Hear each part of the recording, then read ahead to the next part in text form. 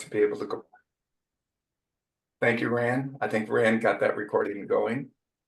And so, again, we're going to, the primary purpose of this is to have Sarah Absher, our Director of Community Development, summarize, as there she is, and she'll introduce herself in a second, go through the work that we've been doing for the last several months, trying to incorporate the middle housing directives that we've been given by the state of Oregon into the land use ordinances that we have in Neskowin.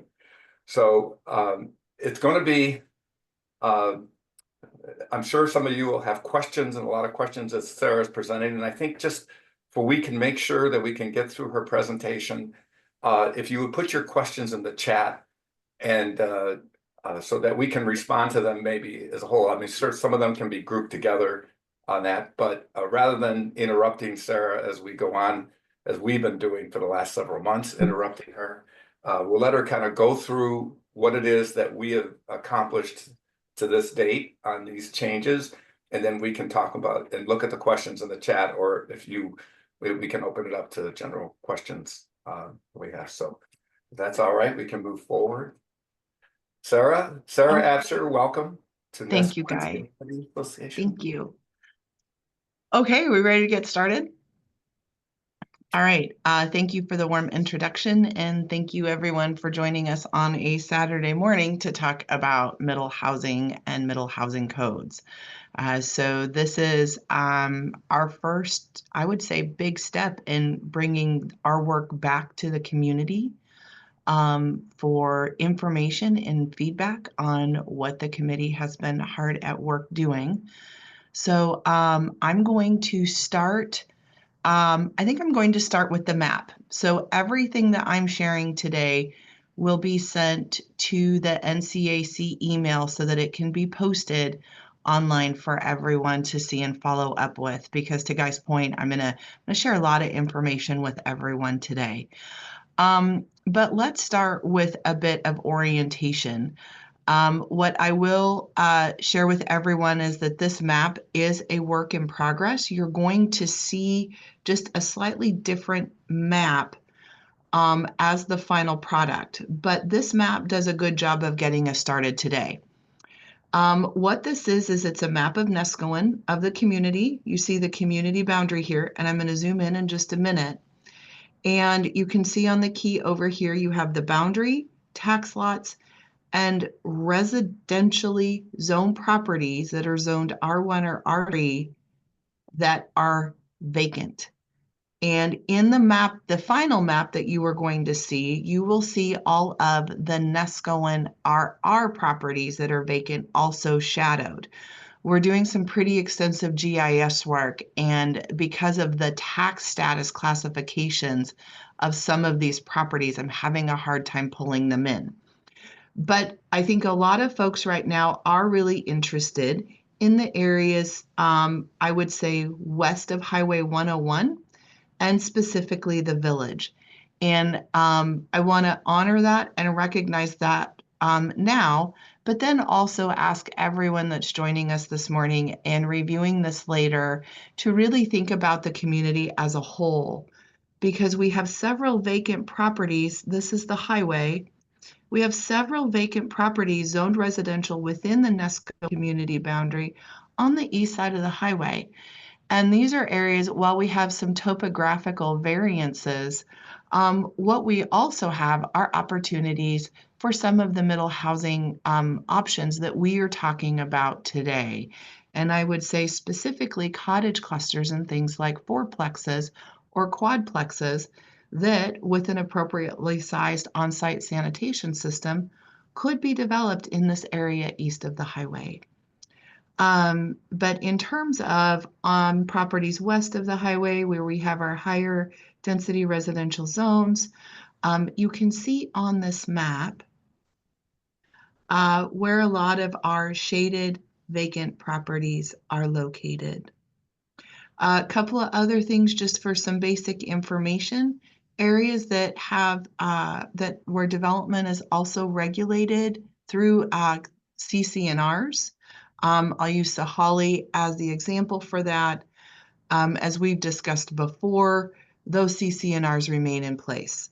What's worthy of noting is here in the old golf course, if this were to ever be developed through a subdivision or a planned unit development request, moving forward, new developments, CCNRs cannot prohibit middle housing options. So please take a look at this map, and I will share the updated map with the community as soon as it's available. Any questions about the map before I move on? I have one. Yes, Nancy, good morning. Good morning, Sarah. Thank you so much. I'm just wondering if a area is marked white but is vacant.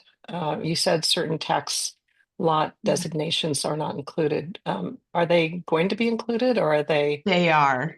They are. So they might be subject to this also. They will be. And I will say this swath of land east of the highway is basically the area that we're really focusing on.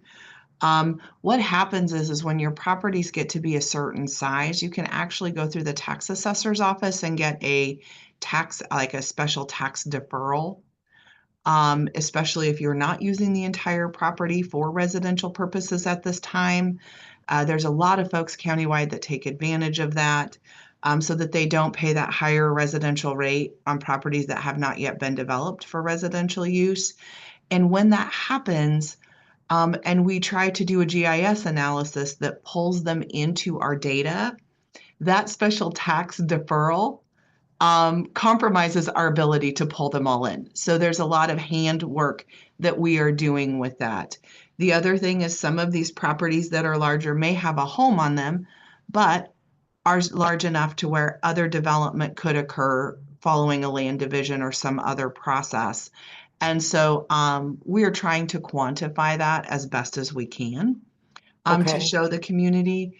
But I think at least for the purposes of the work that we are focused on right now, this map is a good depiction of areas that are of primary interest, I would say, to the community in terms of what can happen around me. So if a property were rezoned, say around 2015, to be not buildable, but really is buildable if there was a permit request, that may end up being included in this rezoning or this new project? That's a great question, Nancy. So this process assumes that every vacant property has the ability to be developed, whether it's with an advanced on-site sanitation system, whether, if maybe there's not roads and utilities to it yet, but it can and could and will probably happen. Thank you. Yeah, you bet. Thank you for that question. Okay, so I'm going to go ahead and stop sharing the map. And then what I'm going to do is I'm going to go ahead and dive into my presentation. So one of the things also that keeping our thoughts through this process and through this update would be to also really think about the charge of this effort by the county and in partnership with our communities. And that is our job is to create a path for middle housing. It's to create those options, to have them available if and when someone wants to pursue them in a community. I think it's important. I know there's a lot of folks in the community based on conversations we've had over the last year and a half that are concerned about, this plethora of fourplexes or triplexes. All of a sudden they're going to wake up one morning and this development is going to be everywhere in their community. I want to kind of take a step back from that for a moment and just share with everyone that, that's the intent of this is to encourage that type of development, to encourage all middle housing types, and most importantly, to create the path that makes them available in the future should someone want to develop them. And folks may be asking, well, what is middle housing? And middle housing is it's a single family dwelling. It is a duplex, triplex, fourplex, it is 4 townhomes, it is cottage clusters up to 8 units, and it can also be accessory dwelling units, which we already have in our code provisions. So can you guys see my screen that says Neskowin CAC Land Use and Plan Review Committee updates? Is that on the screen? Yes. Hope you guys aren't looking at yourself. Okay, great. So I too want to take a moment to thank the committee for their incredible work. Great conversations. The Land Use and Plan Review Committee meets the second and fourth Monday afternoon of each month. The public is welcome to join us. I've got the CAC website address there. Also following this meetings, those of you that maybe have a pen and paper out that are taking some notes, there will be a meeting on April 5th that Guy probably might want to remind everyone at the end of the presentation, but that discussion will be a follow-up to our discussion today. Okay, so I'm going to talk you through today what the committee's been doing, what we must do, and what's optional. Because a lot of these regulations that are coming into the fold are prescriptive. But what's important is that to remember is that there's also areas for community choices, and that is largely what the committee and I have been focused on. And our review and charge of these updates stem from 2 places. They stem from the state of Oregon's model housing code for middle housing, and then also minimum compliance measures that are embedded between that and existing regulations in Neskowin's residential zones, and then also Senate Bill 406, which is specific to Tillamook County for this work that we are doing. Distinctive choices that we have been discussing include whether or not types of plexes should be attached or detached. And so what that means is, should a duplex or a triplex or a fourplex, so that's 2 units, 3 units, or 4 units, if we should allow for those in the code revisions to be attached or detached. Number of townhomes and cottages.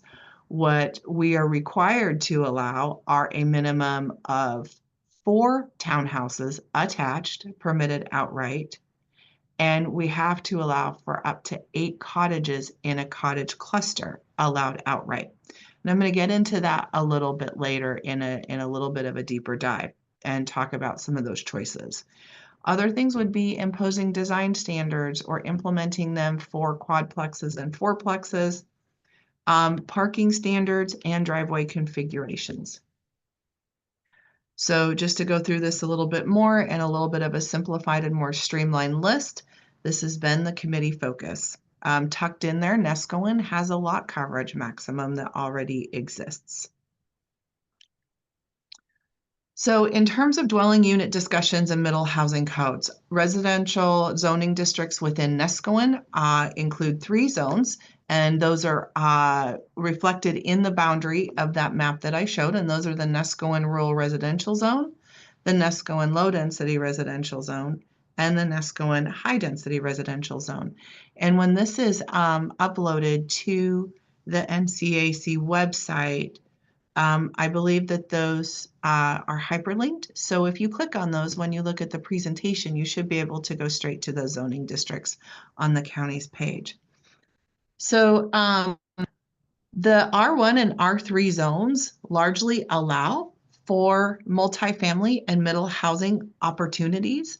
The biggest change there is that those are all moving to outright permitted uses.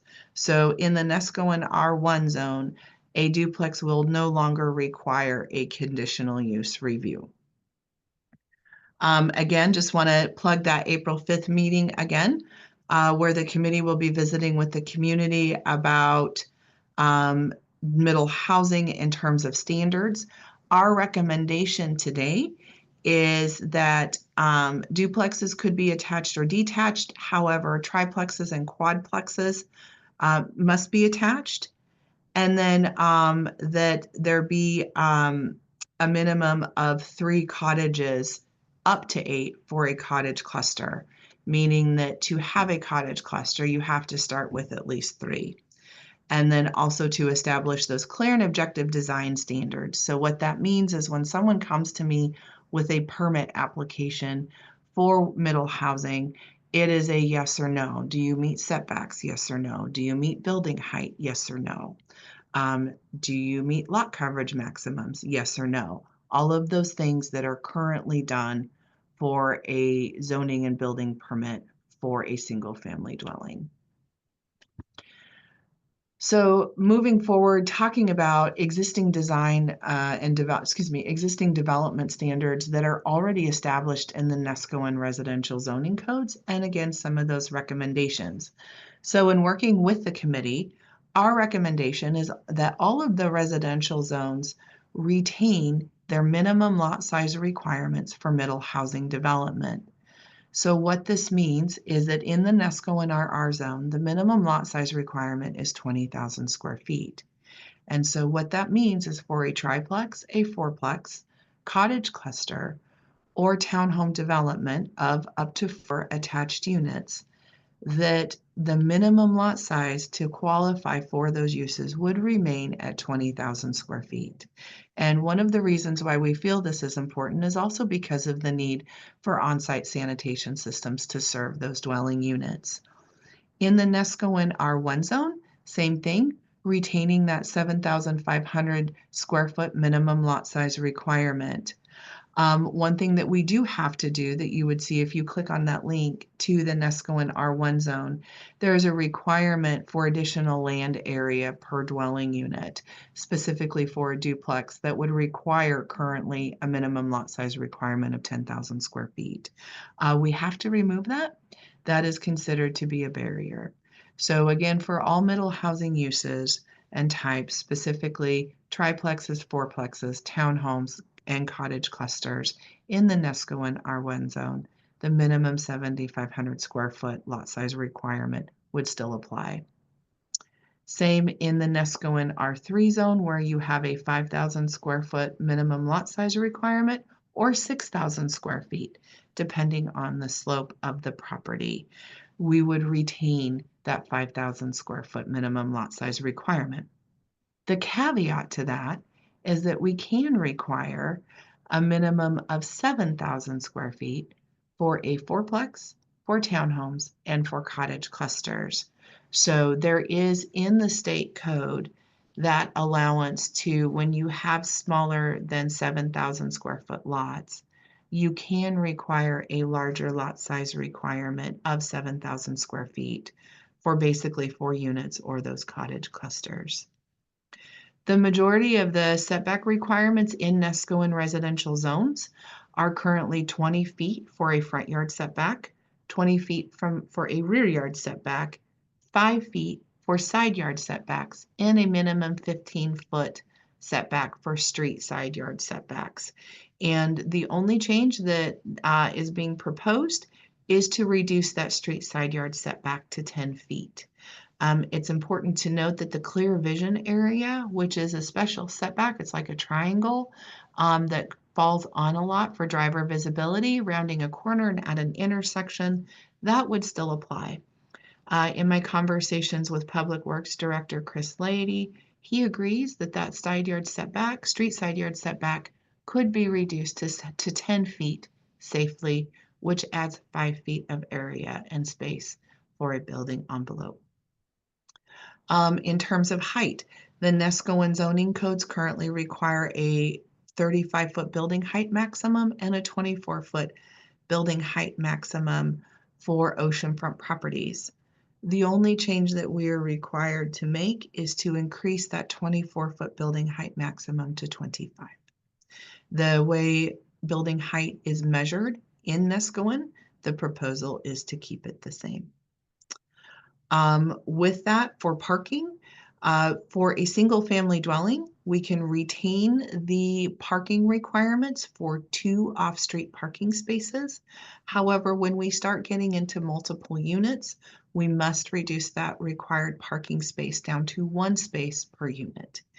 And part of what has led us to believe that it is important to retain those minimum setback requirements, specifically that 20-foot front yard requirement, is to encourage and allow for additional space for off-street parking. The model code does allow for communities to waive parking requirements altogether for middle housing, or allow folks to qualify for parking by creating on-street parking spaces. The county and the committee are in agreement that parking should not be waived and that we should not be using on-street parking areas to satisfy parking requirements for middle housing. And so that's why we are applying the maximum we can, which is 2 spaces for a single family dwelling.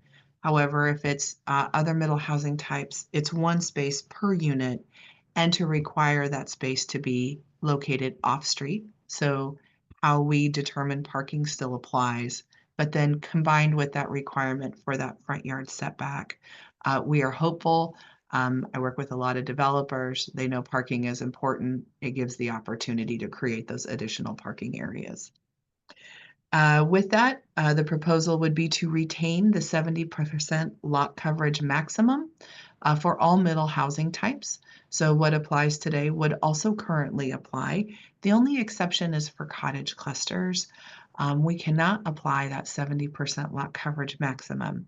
And I would say just quickly, because we'll talk about that a little more in depth later, is because there is an opportunity, and typically what happens is there is a platting process to plat out those cottages for individual ownership, withholding the common area together in common ownership. And with a cottage cluster, if you apply that 70% lot coverage maximum in creating, platting those additional, those individual cottage units, meeting that 70% lot coverage maximum would be exceedingly difficult. And the cottage may be separated from the common area. However, that cottage and common area must coexist together as part of that overall development. So then with that, the other important thing to note is that the requirements of our Comprehensive Plan Goal 7 and Statewide Planning Goal 7 remain, they still apply to all development. So what that means is that if you're in the Neskowin Coastal Hazards Overlay Zone, all of the provisions of the overlay zone continue to apply. And that also means limitations on density. Elsewhere, if you need a dune area development permit, that's still required. If you are developing in an area that's mapped hazard, you need a floodplain development permit, all of the elevation requirements, etc., still continue to apply, as do the provisions of the Tsunami Hazard Overlay Zone, which could include signage and paths to ensure residents have the ability to seek higher ground and follow community evacuation routes in the event of a tsunami.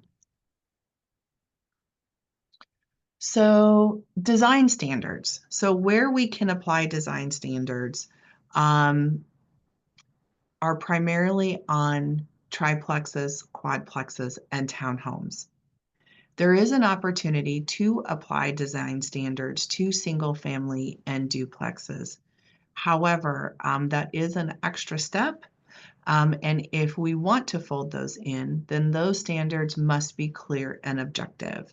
There's been a lot of community feedback about concerns about the size and design of homes within the community. This is something, if you would like to visit with the committee about this more on April 5th, that would be a good time to do that. Currently, what we are doing is looking at design standards specifically for triplexes, fourplexes, and townhomes. And there's some examples here that you can see on the screen that would apply. And the reason for these is to add some character, some design style to middle housing types. There are concerns about, development of a cube that would pack in units but not really have any character or design. So as you can see here on this screen, those choices could be entrance orientation, window coverings to make sure you're not seeing stale walls without any breakup in the wall. It can be offsetting units by 18 inches so that you get a little bit of a variation. It can include entrances and entryways. And then also a minimum roof pitch requirement. So in terms of townhouses, we must allow at least 4 as an outright permitted use. The community could allow more than 4 as an outright permitted use. The work that I have done with the committee has been an agreement to meet that minimum requirement and allow up to 4. In a townhome development, typically like cottage clusters, townhomes can be platted for individual ownership. With that, though, that townhome lot never leaves the parent lot. And I would say the most simple way to explain it for townhomes and cottage clusters is you have the parent lot. And when you go through a platting process to separate those units, essentially they become child lots. But the children never leave the parents. The child lots must always stay with the parent lot. And there's provisions and language that ensures that. But in that, if a townhome development were to occur, so again, I'll go back to the minimum lot size requirement of the zone. The lot has to meet that minimum lot size requirement and be large enough to create minimum 1,500 square foot lot sizes for each townhome unit. The remainder of the land area is open space. And then again, we have the ability to apply those clear and objective standards for townhome development. And I'm going to go back to the same slide that I had before. It's like for triplexes and plexes, these apply. Earlier this week, I shared with the committee in preparation for our next meeting, which I believe is Monday, April 8th, I think, if that sounds right. So I have compiled several design standards that we have talked about that are largely reflective of these slides for them to take a look at based on the conversations that we have had. And that is their homework, and that is for our discussion at our next meeting. So again, we don't have to apply design standards, but that is something to where if the community feels that design standards are important for middle housing, we have the opportunity to do that. So moving forward, lot coverage. So as I had mentioned, all residential zones in Neskowin allow for up to 70% of the lot to be covered with structural improvements. Concrete, patios, things of that nature are exempt from that. And again, the only caveat for the reason shared before is that lot coverage does not apply to cottage clusters. Now, one thing that we have talked about, and just in response especially to feedback I've received from the community over the years, is that lot coverage does not address building mass. Lot coverage is strictly related to how much of a property can be covered by above ground structures. But what lot coverage does not address then is the mass of the building, how many stories, how much floor area, etc. And there have been concerns that the lot coverage has not fully achieved, in some community members' opinion, what it should do to not only control lot coverage, but the mass of the building. With that, the committee, we have the opportunity to move forward to establish floor area ratios for triplexes and quadplexes. And the purpose of this would be to essentially ensure proportionality of development, the size of development with the size of the lot. So I have a couple of examples for you. So this is Neskowin's 70% lot coverage maximum. And so what this looks like, it has those standard setback requirements. It has a 7,500 square foot building envelope, which is the Neskowin R1 minimum lot size requirement. And I chose this zone and this requirement because that is what the majority of the properties in Neskowin, especially west of the highway, are zoned. And so you can see that with that, there is your 70% footprint. But again, it covers the ground area, but it does not address mass. So here's what addresses mass. So this is mass addresses total floor area. And so with this diagram, basically, if you had a 5,000 square foot lot, or if you had a 7,500 square foot lot, and there was a 50% floor area ratio requirement, what that would mean is on a 5,000 square foot lot, just to make math easier on a Saturday morning, is that in addition to lot coverage maximums, or in lieu of lot coverage maximums, the focus of floor area ratio, as you can see at the bottom, goes into floor space. So on a 5,000 square foot lot, you would be limited to 2,500 square feet of floor area.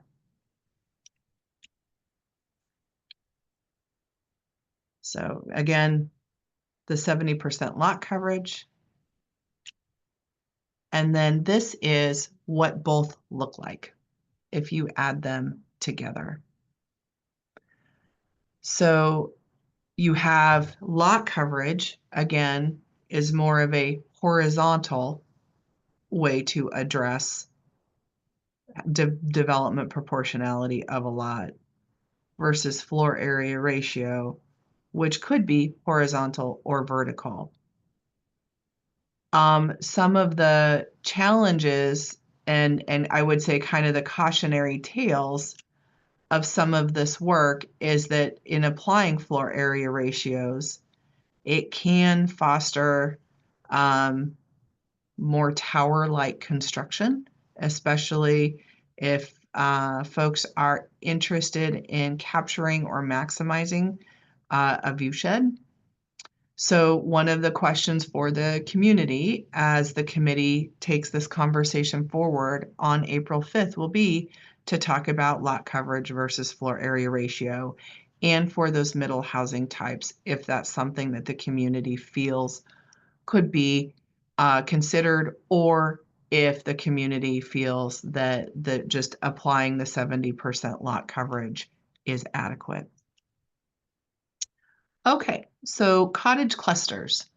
So again, we must allow up to 8. That doesn't mean we're going to see 8 everywhere. It just means that in the zones for properties that are large enough to qualify for a cottage cluster, that we have to allow up to 8.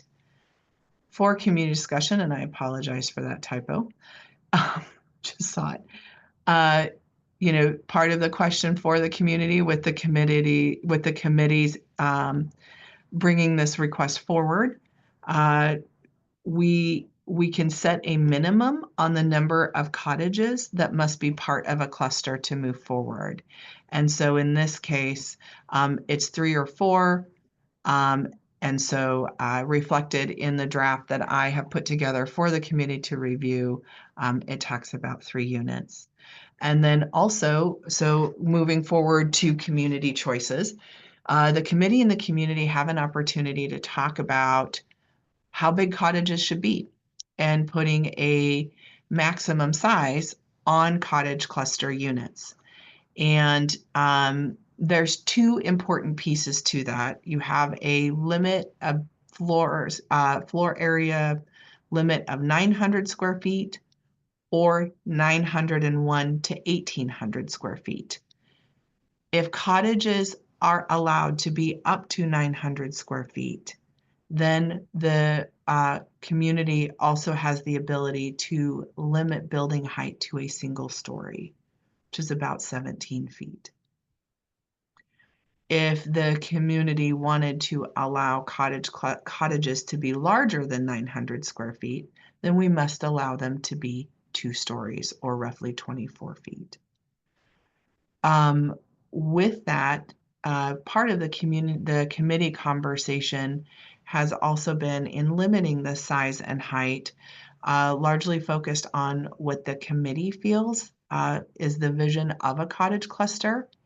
It also creates cottages for folks who want to age in place, folks with maybe mobility or intellectual development disabilities or limitations. And so the proposal right now is to limit the size of cottages to 900 square feet and retain that 1-story height limit. Again, the committee looks forward to hearing more of your feedback about that at the April 5th meeting. One of the other conversations in the cottage cluster provisions, there is an opportunity to allow for some community buildings that could be located within the cottage development.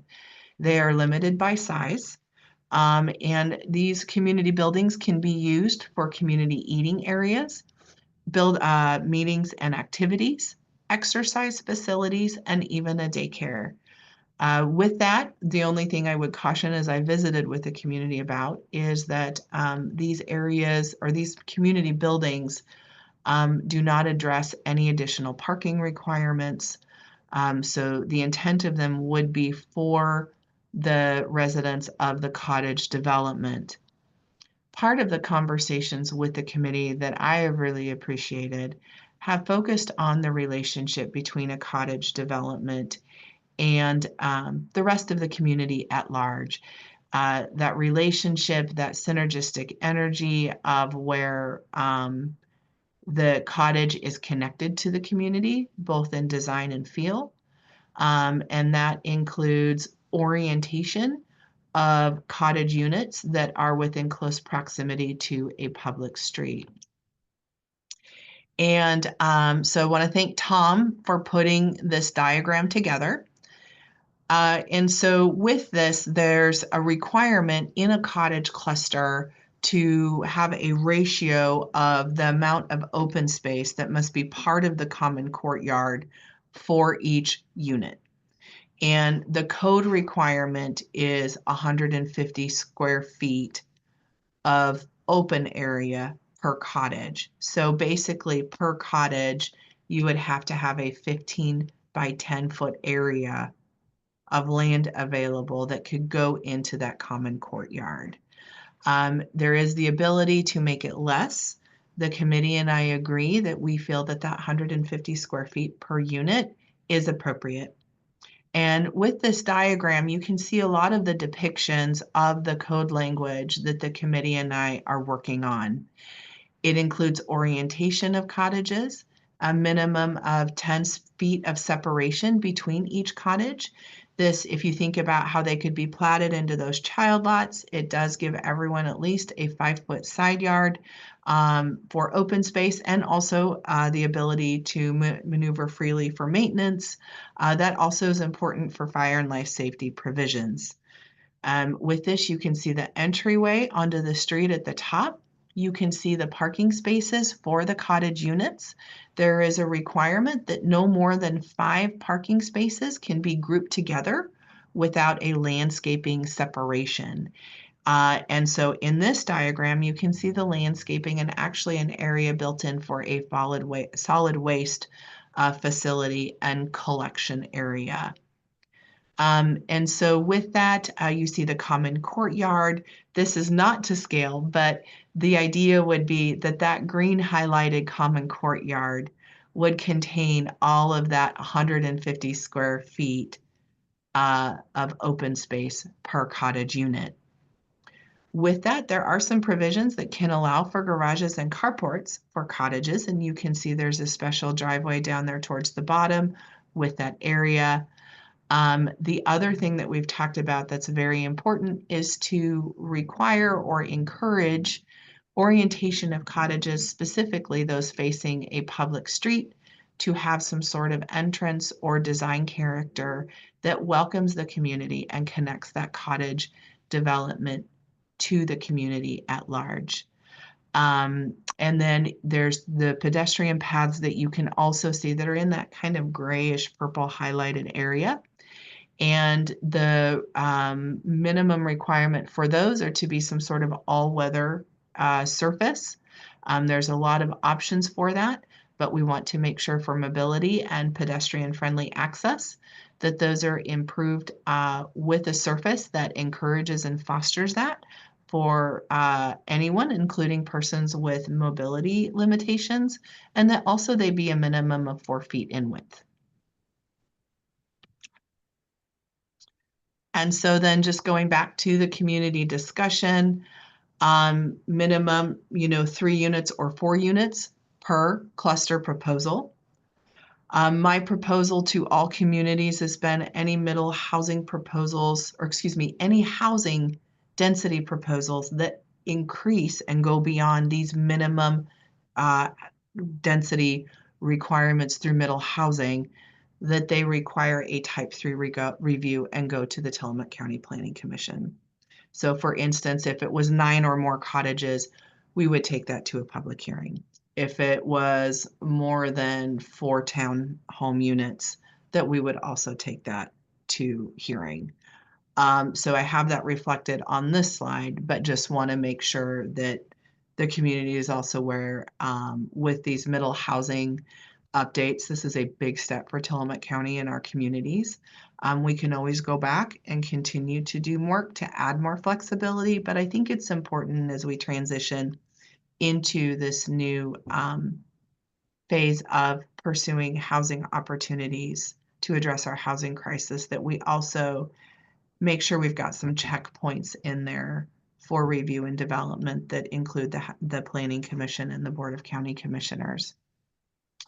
And then you can see that 900 square feet. There's also an option to do averaging of cottage cluster sizes, so from 900 or less to 1,800 square feet. But the only caveat that I would share with the community about that is that then anything over 900 square feet, we must allow 2 stories. And then just getting back to parking real quick, you can see I've got a parking diagram on here that shows driveways. And then you can see where that 20-foot front yard setback is aligned with the ability to have a driveway and those parking spaces to create additional parking areas. Garages for fourplexes and townhomes do not have to be required. We can leave that flexibility for a contractor or a property owner or developer coming in. But I think what this does a good job of depicting is how those unit layouts could be done with the driveway and the front yard. And then last, to wrap up my presentation, this has been our project schedule. So as you can see over on the right hand of the screen, it's almost April and we are here for final presentations.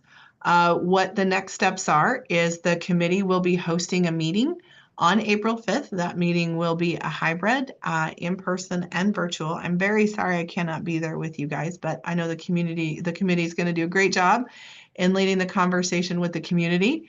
I look forward to hearing about that feedback and making any adjustments to the draft ordinances that now incorporate middle housing into your Neskowin residential zones. And then our goal, I will be having a workshop with the Planning Commission towards the latter part of May to start preparing them for hearings that will take place in June.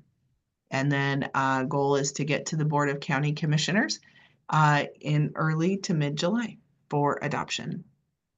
So that is my presentation. I hope it was enough, but not enough to turn everybody's brains to mush. And again, just encourage everyone to go to that April meeting. Want to thank you all for taking the time to hear these updates today, and thank the committee again for their great work. Thank you. So we have, thank you, Sarah, so much. And we do have some time for some questions, things that may have come up here today. I don't see anything in the chat, but if people have questions, I finally got my audio back. Dan can speak. Yay. Yeah. Sarah, what's the what's the definition of a cottage? What does it have to contain? And let's just, for sake, think, what's the difference between a cottage and a community building? What does a cottage have to contain to not just be a community building? Yeah, that's a great question, Guy. So a cottage is a dwelling unit. I would look at a cottage like an accessory dwelling unit. To me, in my mind, just to simplify it, I think a cottage cluster is a bunch of ADUs on a property without that larger primary dwelling. They have to have a kitchen, they have to have a bathroom, they have to be self-contained, self-functioning to where you could live in that cottage. So it has to have a kitchen, bathroom, living space. Mhm. And has there been any thought about a minimum size of a cottage? Or are we going to leave that open? Yeah, so, thank you for asking that. And that has come up in other communities. And part of the work that I am doing is looking at building codes. What we know, if you because right now Tillamook County doesn't have a minimum dwelling size requirement in any of our residential zones. I know there's areas, developments that have CC&Rs that have established that, but Tillamook County does not have that. When you look at building codes, and if somebody, which happens on occasion, comes in and says, "What's the smallest house I can build?" Either I don't have a lot of money, or this is, my fish shack. What do I have to do? And typically, when you look at radiuses in bathrooms and kitchen and living areas, um, it's about 275 square feet if someone were to build something to meet all of those building code requirements for radius and distance. So if we wanted to put a minimum size, my suggestion would be 300 square feet. But I would also think that could be a barrier. It could stifle creativity. I mean, our building codes are pretty stringent in Oregon. We have some of the most robust requirements, especially being here on the coast, because our wind load requirements are basically, we must design everything for hurricane force winds. And so by putting a minimum on, I'm not sure it's necessary, but totally open to the conversation if the committee and the community think it's appropriate. So there's a question in the chat. Can a cottage be a tiny house on wheels, or does it have to be built on a foundation? That's a great question. So this is something else that there's a lot of internal conversations with my colleagues, because I'm gonna add one other layer to that. We see dwellings brought in on wheels all of the time where the wheels are taken off and they're set on a foundation. Right? So it can be kind of all of the above.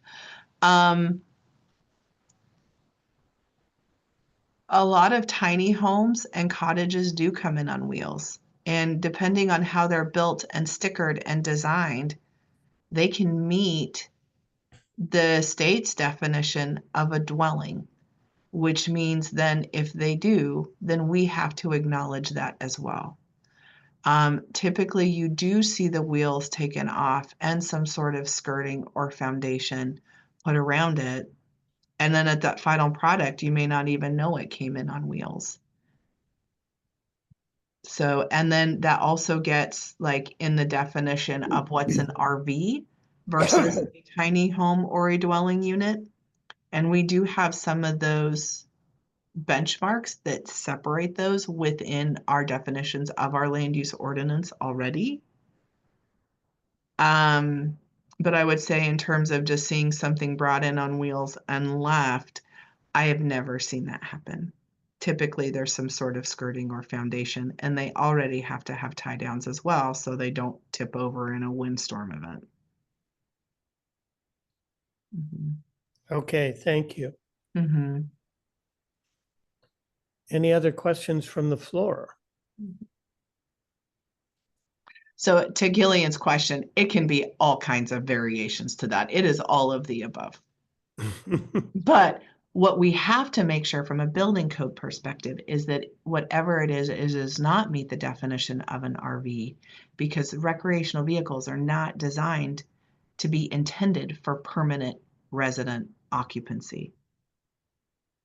Right, so we had a Luba case several years ago where someone cited an RV on a property. We had to make sure it was temporary in nature, which is also why there's that limit for 180 days. We have a lot of RV parks and other places right now that's kind of squishy and different, but RVs can also be left in an RV park or a recreational campground. So in terms of cottages, residential development, we have some pretty clear delineations between those two. Okay, and Nancy asks, when can we get a copy of the presentation? As soon as I correct that spelling typo I just saw and I get it back to admin. Okay, You have to change type 3 to type 2. Nope. Type What, 3 is a type 3? hearing. Type 3 is a hearing. Yes, I think Type 2 could be a hearing, I guess, but. type 2s are we do the work. Type 3 is you do the work. Yeah, okay, and thanks from Nancy for the clear explanation of this plan. Thank you. And we do have, Sarah, thank you very much for putting this together, and I had a preamble here that I was unable to present, to thank Mark for attending many of our meetings, to thank the subcommittee members who have worked through a lot of detail to get to this point, and in particular to Sarah and Tom for creating very clear slides that synthesize a lot of information and bring it down to something that's manageable. And also to Lynn for being our scribe and providing regular updates and a record of our work with brevity and accuracy. And anyone who has questions at this point, well, I guess we've already asked you to put that in the chat and people have responded.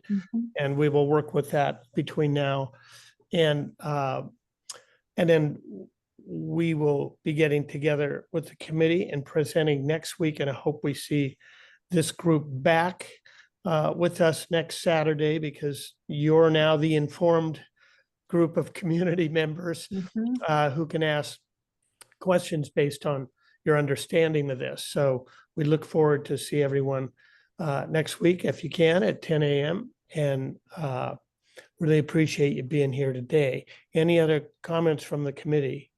Go ahead. Oh, I just wanted to mention that the black circles that you saw on the drawing that I provided were an artifact of going from one media to another. So they don't really mean anything. Little black circles all over the place. I thought they were garbage cans that didn't get put in the building or something. I was thought they were told- trees. I'm just, Okay, they were yeah, they're trees. trees. Yeah, okay, yeah, trees. Yeah, that's what they are. Yeah. Lynn? Yeah. I would just appreciate everyone on this call. First, thanks for joining, but it would be great when the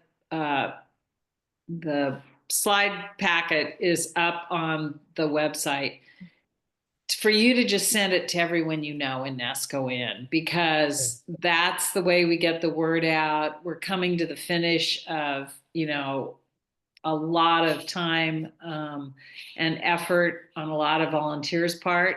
And we need people to be bringing their issues forward at that April 5th meeting. It's really critical.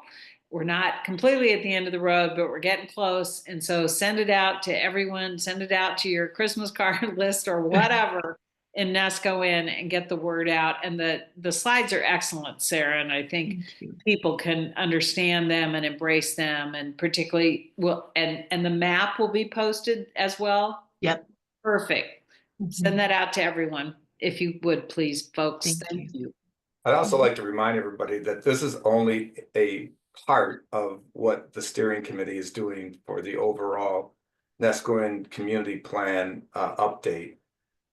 We kind of had to taken a time out from our normal process to incorporate the middle housing piece.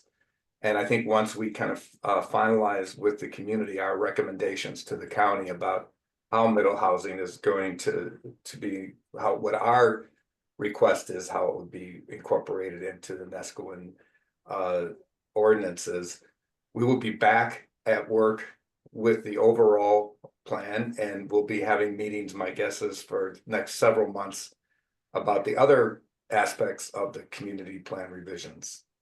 Yes. And we'll include more hybrid meetings where we have live attendance and people on the Zoom calls so that we can engage in that direct dialogue, which seems to really get more people asking questions and prodding to make sure it's what they want. And I will point, I don't know if Guy pointed this out, but I know he had asked me previously, and you can stop me if you already said this, that this is pretty unique process that an unincorporated community has input and can work on the way ordinances and standards can be applied in our community. That's kind of doesn't happen anywhere else. And so we're very grateful that Tillamook County has a process that includes us in the decision-making about standards and ordinances and how they be applied to our community. So that's why we really want people engaged in this, so it reflects their interests. Because once it's in there, it's pretty hard if someone wanted something but didn't participate, and then they say, well, why didn't that get in there? Well, the only way is through engagement. So do encourage everyone to remain involved and ask tough questions, because this is a time when we can make it right. And you're a big part of that. So Sarah, are you going to include the more specific, I mean, I know, and I really appreciate the slide deck that kind of summarizes our work. Are we going to also have available on our CAC website the more detailed product that the committee has produced? I mean, with all lighting and the other, the like opening, the front Yeah. porches and everything. I mean, is that all going to be integrated. I know that Yes. you sent us a draft this week. I know I sent you some comments about it. I'm sure others did. But that should also be available, because all the technical information behind these slides is something that I think we need to share this coming week with the community, so that when they come on Saturday, they see what led up to what we presented the summary today. Yeah. So if you guys want to take Nancy's question, then yes, Guy, I would absolutely love to talk about that. Thank you for bringing that up. Yeah. Nancy has another question. Rand, you can see Yes. if you want. Go ahead, Nancy. Thank you. I just want to put in a plug. I applaud everything that the Community Plan Committee and Sarah are doing on all this effort. And just let you know that the Bylaws Subcommittee is also working very hard and is about to embark on feedback sessions. And since we have you all here, I just want to say the first one is going to be starting on April 9th. And we've been working closely with the Community Plan Committee to make sure we're not conflicting with any of our respective sessions. But will be, I think, an email is going to be coming out here in the next few days about that series of feedback sessions on policies, procedures, and references, which is a brand new document to supplement the bylaws. And we really are counting on people attending and giving us your feedback. And then that will culminate in a special membership meeting to adopt the policies, procedures, and references, PP&Rs, on May 31st. So thank you all. And I want to give a huge shout out to Sarah and to Mark for giving us lots of input. And of course to Tom for being our editor as well. So thank you for my little advertisement here. All right. you. Yeah, there's a lot of good work going on. Sarah. Thank you, Nancy. Yeah. So, okay. So to Guy's questions, couple of things the community should know. I know lighting's important. I know solid waste management is important. Garbage cans, where things are going. I am working on those still. So those are pieces that I continue to work on to see what we must do through this process when it comes to some of these other requests is make sure that they are clear and objective. The rule of thumb with this work has been what applies to 1 unit applies to 4 units. And so I'm trying to maneuver through that as well in terms of whether it's lighting or other provisions, what can we equitably apply to all housing types, especially based on, again, a lot of that community feedback we've heard this last year and a half. What requires a Measure 56 notice? So for those of you that aren't familiar with that, Measure 56 notice is a requirement under state law where if I am bringing forward a proposal to hearing that may impact existing property rights. So things like if you guys wanted to lower your building height maximum, that would be one of those things where I would have to bring that to hearing, have this special notice to all property owners, etc. All of the work we have done so far falls within the scope of 406, and that Measure 56 notice is not required. Of course, we're going to send out notice of the hearings anyway because we want the community there and to be able to participate. But so I'm trying to tease some of those pieces apart. And that will be something that I will be talking with the committee about after on our next meeting, which I think is that April 8th date, that first Monday in April.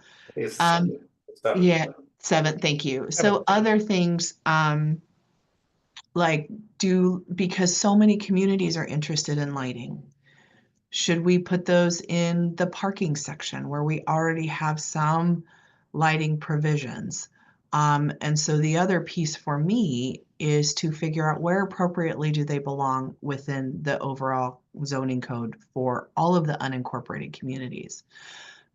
So message today is, I think they're important. I know these are desires of the community, and I'm going to try to figure out the best way to put them in and where to put them in where they're appropriate and where they can remain clear and objective so that we don't end up, unintentionally putting any property in a position to where they may have a compliance issue. So definitely more to come on that. In terms of the draft that I sent out to the committee, I would be happy to make a bunch of copies for upcoming meeting if someone's coming through town and wants to pick them up. I can make some copies of my slide deck today.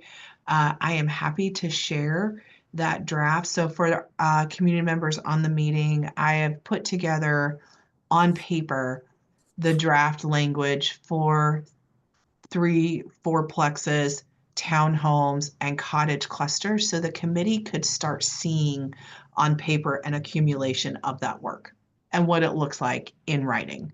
Yeah. And I'm happy to send that out if the committee feels that you're ready, like, if I got close enough to what we've been talking about, I'm happy to also share that so that can be posted. I made some comments and I sent them to you, Sarah, about that, if you would check. And they're mostly questions about definitional things and things. One of the things that as we think about Measure 56 notices, our committee briefly kind of discussed a restriction on middle housing, and that if you're putting whether it's a cottage cluster or a fourplex or whatever, that it can only be used for housing. And as we all know, all of our residential zones have other outright uses other than housing. And the thought about, since the whole purpose of middle housing is to increase housing density, not to increase the area or uses for other things other than housing. That would be a major change. That's just something we brought up, and it's something that Sarah is going to look at. It would meet the intent, but it would again trigger. It had to be part of a Measure 56 notice because it would take away a property right. And there are other things I think that, thanks to Lori Kovac, to really emphasize that if it is a cottage cluster, it has to open to the street. So some of those diagrams you saw. That open green space would, one of our recommendations in these details is that it open to the street, that properties facing the street have at least a porch or something that will be welcoming to the street. There are other little details in these ordinance things that we're looking at and would like some feedback on. Mhm. On April 5th, especially, please. On April Yes. 5th, yeah. That's why I think it's important to get all those details. Yeah. In And there. sorry, they can't be shared. We can't get a digital copy of those. I'm coming through Tillamook on Monday morning. Oh, yeah, I just didn't know if the community was like, Sarah, you completely missed the mark. I wanted to give you guys an opportunity for feedback before, so that we could talk about it at the April 7th meeting. Sure. However, I would say if the committee feels that that would be a great starting point of discussion for the community to also see that language on paper, yeah, let's share it. I'll send it off and make some copies, and I can make some copies of my slides. And then maybe get together with Tom and see if there's anything else. I'll make some copies of those maps and see if there's anything else that Tom thinks would be good. And then I'll make sure those copies are done early this week. So if somebody wants to drop by and get them, then you have them for April 5th. And then, of course, send them to the NCAC admin email so they can be posted. Definitely. Yeah, I'm excited. I would love for you to share that work. I just want to make sure, honoring the committee work, that I've gotten close enough to where you think it's ready to share. Great. Okay, great. Well, if Yeah. it's ready Monday morning, I can. This Monday morning, though, that's too quick, probably. No, I can get them. If you give me till like 10, I can I'll get text them you done. something. That Yeah, just means I Tom, won't be. It won't be Tom, early then. Tom needs to send me anything else before then. Okay. Mhm. Will they, All right. Huh? You good, Tom? I just agreeing to try and do my job. Okay. From a We're grateful for hotel that. Very room. grateful for that. Okay, I think that wraps it up, and I really appreciate everyone being here.